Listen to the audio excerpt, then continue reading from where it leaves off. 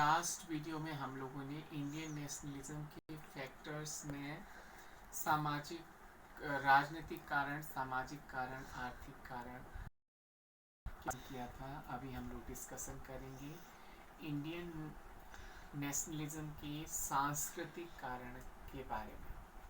सांस्कृतिक कारण में जो सबसे इम्पोर्टेंट कारण है वह है इंग्लिश एजुकेशन या अंग्रेजी शिक्षा।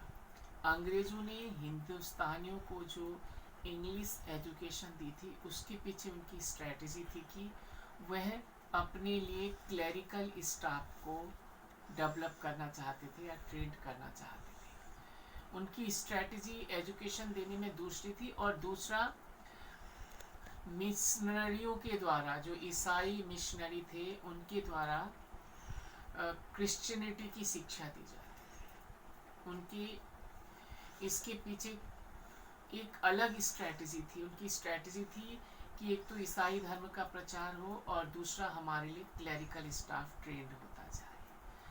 पर इसका हिंदुस्तानियों को बहुत ज़्यादा फ़ायदा हुआ इंग्लिश एजुकेशन का, क्योंकि हिंदुस्तान के हर स्टेट्स में लगभग अलग अलग लैंग्वेजें बोली जाती हैं, अलग अलग क्षेत्रीय भाषाओं का प्रयोग किया जाता है, अलग अलग भाषाएं बोली जाती है। जब इंग्लिश में एजुकेशन होने लगी तो सभी लोगों को, जो लोग इंग्लिश एजुकेशन ले रहे थे उनकी इंग्लिश ऑलमोस्ट अच्छी हो गई, तो उनके लिए एक लैंग्वेज ऐसी हो गई वो किसी भी स्टेट के साथ कम्युनिकेशन कर सकते थे। कम्युनिकेशन करने में क्या हुआ, लोगों की दूरियां खत्म हुई, अपनी मन की बातें लोगों ने एक दूसरे के साथ करी, देश प्रेम की बातें एक दूसरे के साथ करी, देश में जोड़ने की बात एक साथ करी।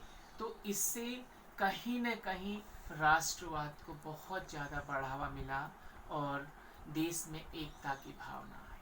और जो दूसरा कॉजेज है सांस्कृतिक में है वह है मॉडर्न एजुकेशन या आधुनिक शिक्षा। आधुनिक शिक्षा से जो नया सिलेबस इंग्लिश लोगों ने लागू किया उससे हिंदुस्तानियों को और देशों में जो रिवॉल्यूशंस वगैरह हो रही थी, जो क्रांतियाँ हो रही थी, उन सब के बारे में पढ़ने का मौका मिला। जैसे रशियन रिवॉल्यूशंस हो गया, फ्रेंच रिवॉल्यूशंस हो गया, कैसे फ्रांस में समानता, राजनीतिक समानता, सामाजिक समानता की भावना आई, ये सब चीज़ों को जानने का मौका मिला। रशियन रिवॉल्यूशन से भी हिंदुस्तानियों ने बहुत सारी चीज़ों को सीखा।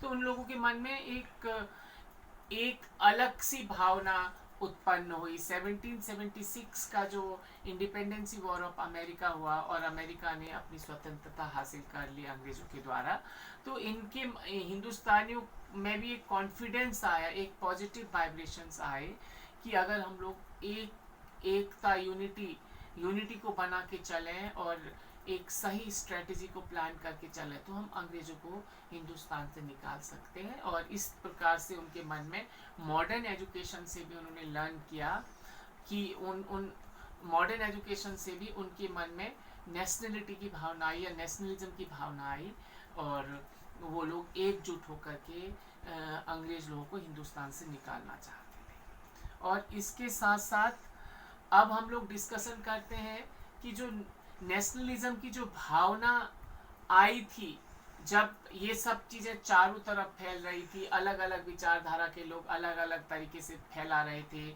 समाजवादी विचारधारा के लोग अलग तरीके से फैला रहे थे, राजनीतिक विचारधारा के लोग अलग तरीके से फैला रहे थे, कम्युनिज्म पार्टी के लोग अलग तरीके से फैला रहे थे। तो इस तरीके से जो राष्ट्रीयता की भावना पूरे देश में जब फैल रही थी, इसके क्या परिणाम निकले? सबसे बड़ा परिणाम तो ये निकला कि देश को आज़ादी मिली, चाहे लेट मिली, 1947 में मिली थी आज़ादी, पर 1857 के रिवोल्ट से कहीं न कहीं से राष्ट्रीयता की भावना चारों तरफ फैलनी शुरू हो गई थी और लोगों ने खूब मेहनत किया और उस मेहनत के बाद भारत को आज़ादी दिलवाई। और दूसरा परिणाम निकला कि पूरा भारत एक हो गया। आज भी देश में किसी भी तरीके की कोई परेशानी आती है तो तब भी हमें राष्ट्रीयता की भावना देखने को मिलती है, देश प्रेम देखने को मिलता है। कोई भी महोत्सव देश से रिलेटेड मनाया जाता है तो उसमें सभी लोग अपना सैल्यूट प्रदान करते हैं, इसका श्रेय भी हम देते हैं। तो इस प्रकार से नेशनलिज्म 1857 के रिवोल्ट के बाद स्टार्ट हो गया था। उसके बाद 1885 में कांग्रेस का बर्थ हुआ। 1905 में 1905 में लॉर्ड कर्जन ने बंगाल विभाजन की योजना बनाई डिवीजन ऑफ बंगाल। तो उसमें भी डिवीजन ऑफ बंगाल का जो मूवमेंट हुआ था उसमें भी विदेशी माल का बहिष्कार, स्वदेशी माल को अपनाओ, विदेशी माल का बहिष्कार, इस तरीके के नारे लगाए गए थे। और पूरी कोशिश की थी कि जो हमारे देश के क्रांतिकारी लोग थे वो पूरी ये कोशिश कर रहे थे कि भारत को कैसे ही आज़ादी दिलाई जाए। उसके बाद 1916 में होम रूल लीग मूवमेंट हुआ था, जो श्रीमती एनी बेसेंट ने चलाया था, जो थियोसोफिकल सोसाइटी की प्रेसिडेंट थी। उन्होंने इस तरीके का मूवमेंट, वो आयरलैंड की रहने वाली थी, एक आयरिश महिला थी। उन्होंने इस तरीके का मूवमेंट अंग्रेजों के खिलाफ आयरलैंड में भी देखा था। उन्होंने सेम प्रोसीजर से उस मूवमेंट को यहाँ भी चलाया गया। उस समय भी देश में राष्ट्रीयता की भावना दिखाई देने लगी। उसके बाद 1920 में नॉन कॉपरेशन मूवमेंट हुआ था, जिसे असहयोग आंदोलन कहते हैं। उस आंदोलन में भी 9 अगस्त वो भी 1920 में हुआ था। उसमें भी विदेशी माल का बहिष्कार, स्वदेशी माल को अपनाओ, इसी भारत एक है, भारत भारतीयों के लिए है, इस तरीके के पूरे नारे लगाए गए थे। क्योंकि उस मूवमेंट से पहले गांधी जी साउथ अफ्रीका रह करके आए थे और साउथ अफ्रीका भी अपने को इंडिपेंडेंट कराने की पूरी कोशिश कर रहा था। जिस तरीके से वहाँ आंदोलन चल रहे थे इंडिपेंडेंसी के लिए, गांधी जी उससे बहुत ज़्यादा प्रभावित हुए और गांधी जी ने यहाँ हिंदुस्तान पे भी नॉन कॉपरेशन मूवमेंट चलाया था। उससे भी देश को बहुत ज़्यादा फायदा हुआ। एक तरफ से हम लोग आज़ादी की ओर को प्रस्थान कर रहे थे। उसके बाद अगला मूवमेंट हुआ सविनय अवज्ञा मूवमेंट, और उसके बाद क्विट इंडिया मूवमेंट हुआ 1942 में।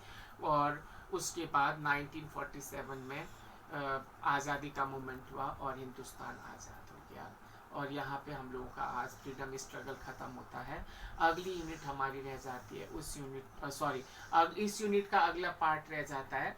उस पार्ट के बारे में हम लोग अगले वीडियो में डिस्कशन करेंगे। Thank you.